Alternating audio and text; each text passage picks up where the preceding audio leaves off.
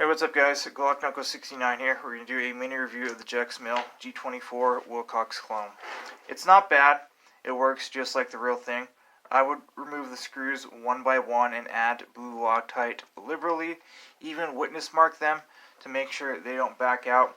Depending on your helmet and helmet shroud, you may have to add a few pieces of tape to get a nice tight interface. Regardless, it won't affect the function, but it's nice to not have it loose. You will need a Wilcox compatible shroud to use this on your helmet. You will also need a J-arm with a dovetail mount if you're using a PVS15. And most of the PVS14s, they come with a bayonet J-arm, so you will need a dovetail J-arm to actually use this. There will more than likely be a little bit of wiggle or tolerance, so you can tie off your night vision and add a little bit of tension to try to take out that movement, or use your bungees and hook them around the front of it or something like that. But this is a placeholder until you get the real thing if you're actually serious about running night vision. I've had it for 6 weeks. It's held up fine. I just made sure to Loctite it and witness mark the screws. But if you're on a budget or broke after buying night vision, this isn't a bad buy.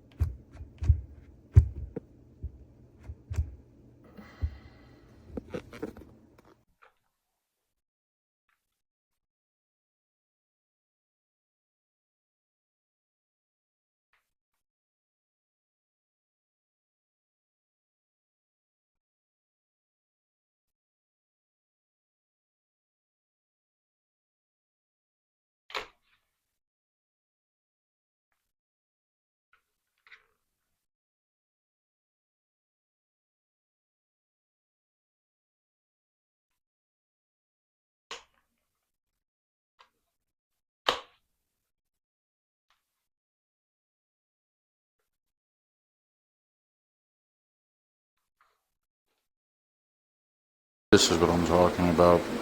This movement is not good when there's the weight of the NVGs on this unit.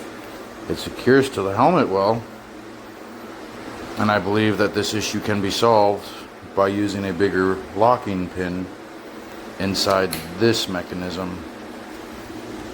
There's a little silver pin there that clicks and follows this groove. But even with it locked, as you can see, it still moves.